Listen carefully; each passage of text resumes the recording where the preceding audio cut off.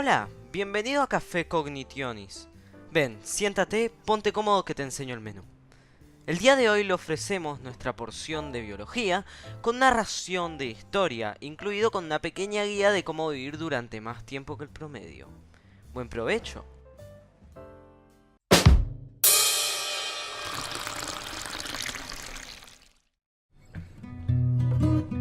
Se considera como esperanza de vida esa cifra la cual representa la media de las edades máximas alcanzadas por la población mundial en un momento o lapso de tiempo determinado, aunque siempre existirán los quienes destaquen y sobrepasen dicha cifra, pudiendo destacar especialmente a dichos individuos los cuales alcanzaron una edad realmente considerable. Sin lugar a duda, no podemos hablar sobre longevidad extraordinaria sin mencionar a los casos más destacables de la misma, y por consecuencia, hablar sobre la historia de Jeanne Calment, la mujer francesa que alcanzó los 122 años de edad. Jeanne murió el 4 de agosto de 1997, que es hace relativamente poco, y para que se hagan una mejor idea y puedan percatarse de cuánto significa esta cifra de 122 años, Jeanne Calment, cuando nació, está más cerca cronológicamente de la Revolución Francesa, que se extendió desde 1789 hasta 1799, que de la fecha de su muerte. De todos modos, seguramente hayan personas en la historia que lograran vivir mucho más tiempo que Jeanne, y es que si extrapolamos al ámbito de los casos no oficiales, porque este registro de longevidad se puede considerar relativamente nuevo, podemos ver cifras de 130, 140, 160 e incluso 256 años, que ya es hablar de casos de longevidad extrema.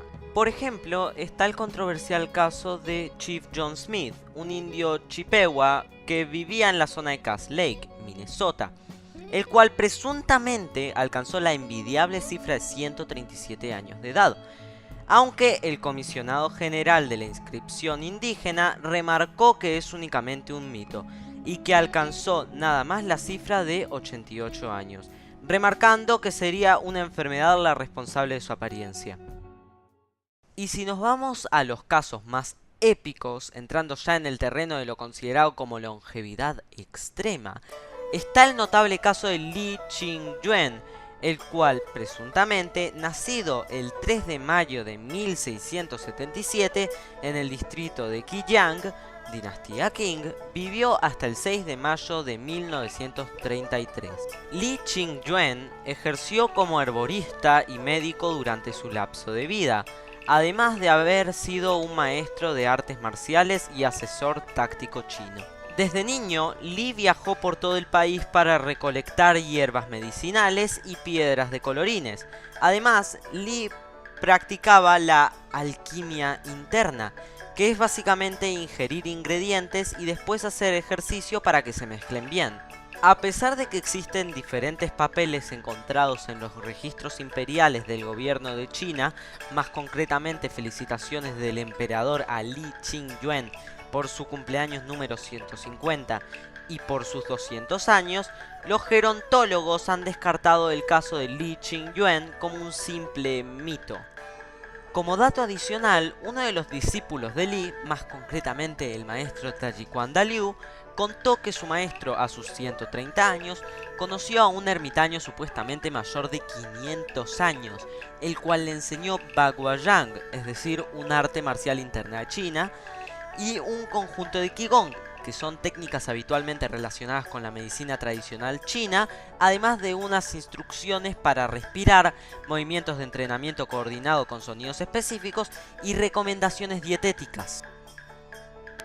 Aunque probablemente el caso de Li Qingyuan sea un simple mito, sí está demostrado estadísticamente la correlación entre la vida larga y el ejercicio, dieta y descanso apropiado, las cuales eran cualidades presentes en Li.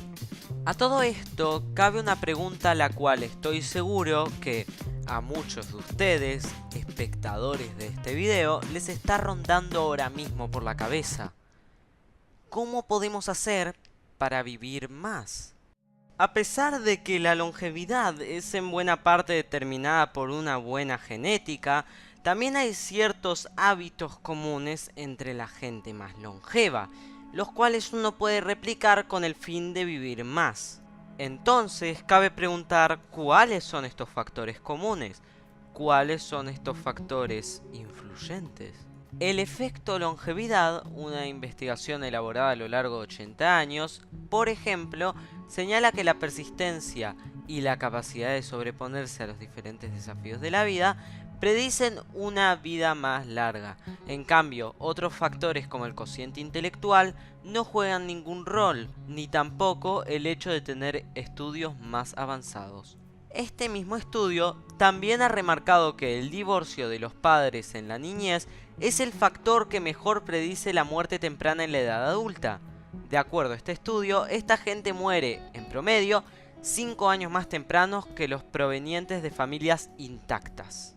Otros factores también influyentes y menos polémicos, que también son, de hecho, en cierta medida intuitivos, son el ejercicio y una dieta saludable. De hecho, un estudio que investiga la relación entre la actividad física, masa corporal y la mortandad de más de 650.000 norteamericanos apunta a que los que siguen las recomendaciones del gobierno de dicho país, como por ejemplo 150 minutos de actividad moderada, viven en promedio de 3 a 4 años más que los que no hacen ejercicio. Los que doblan esta oferta tienen un extra de 10 meses de vida. Algo curioso de remarcar es que incluso, según este estudio, la gente obesa vive más si hace más ejercicio, independiente de si pierde peso o no. Pero ojo, no confundamos, como veremos más adelante, la obesidad es un gran problema. Y con respecto a la dieta, aunque esto también varía dependiendo de la persona, el entorno y las preferencias de cada uno, se sabe que los centenares consumen de media menos calorías que el promedio. El sobrepeso, por contraparte, es responsable de muchas muertes prematuras. El tabaco ni que hablar, y el alcohol, hay algunos que recomiendan solamente vino tinto en cantidades moderadas, aunque existen muchos médicos que aseguran que no existe una cantidad de alcohol recomendable para la salud. Otra manera de vivir más es desacelerando el proceso de envejecimiento, aunque aquí ya entramos en el ámbito de lo que no es manipulable por nosotros mismos, sino mediante métodos externos. Para que puedan comprender cómo se podría lograr esto, hay ciertas cosas que debo explicarles antes. Así que les recomiendo que se pongan cómodos y presten atención. Los telómeros son las regiones repetitivas en los extremos de los cromosomas. Estos mismos actúan como tapones que protegen las regiones internas. Más concretamente, evitan la pérdida de genes por el desgaste de los extremos de los cromosomas, y estos mismos se desgastan un poco en cada proceso de repetición de ADN. El acortamiento de los telómeros se ha relacionado con el envejecimiento celular, y la pérdida progresiva de los telómeros podría explicar por qué las células solo pueden dividirse un cierto número de veces. Profundizando más en esto último y su funcionamiento, para que una célula se divida se necesita replicar el ADN, y para que esto se haga correctamente, la ADN polimerasa se une a los telómeros, que contienen los cebadores, que es la cadena de ácido nucleico o de una molécula relacionada que sirve como punto de partida para la replicación del ADN. El problema viene que al unirse a los cebadores deja un espacio sin replicar, por lo cual la molécula de ADN se va acortando cada vez que se replica. Se ha postulado que los telómeros podrían tomar la función de un reloj biológico.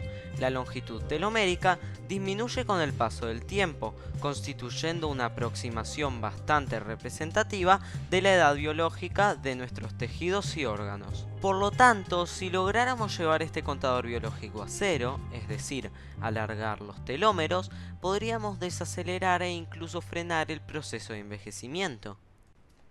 Entonces, cabe preguntar, ¿cómo podemos hacer esto? Les presento a la telomerasa. La telomerasa es una enzima que se une a una molécula de ácido ribonucleico que contiene una secuencia complementaria a la repetición telomérica. En otras palabras, la telomerasa alarga la longitud de los telómeros, es decir, pone en cero este contador biológico que son los telómeros, frenando así el proceso de envejecimiento. Momento, he hecho una explicación más a fondo y detallada de cómo funciona la telomerasa, pero para no aburrirlos, la he subido de manera independiente en oculto. Les dejaré una tarjetita que les llevará a esa explicación y un link en la descripción. Ahora sí, prosigamos. La mayoría de las células del cuerpo no tiene la telomerasa activa, pero esta enzima se encuentra activa en las células germinales y en algunas células troncales adultas. La telomerasa es de hecho algo activo en las células cancerígenas, ya que la activación de la telomerasa es suficiente para conferir un potencial replicativo ilimitado a las células. Este es de hecho un evento frecuente en la transformación tumoral. Si se pudiera reprimir la telomerasa con fármacos, se podría utilizar esto de tratamiento contra ciertos tipos de cáncer. El mantenimiento de una longitud telomérica, en consecuencia, requiere un delicado equilibrio entre la erosión y el alargamiento de la misma, para evitar un acortamiento excesivo que daría lugar a la aparición de síntomas de envejecimiento prematuro, o una actividad telomerasa excesiva que podría favorecer la inmortalidad de células malignas. Por lo tanto, concluimos que mediante el uso moderado de la telomerasa podríamos mantener los telómeros con una longitud determinada y así frenar el proceso de envejecimiento, aunque se debe hacer con mucho cuidado, ya que un exceso podría derivar en cáncer. Esto es en realidad algo curioso, porque es uno de los procesos más prometedores para alargar la esperanza de vida del ser humano, un proceso que también mata a tantas personas al año.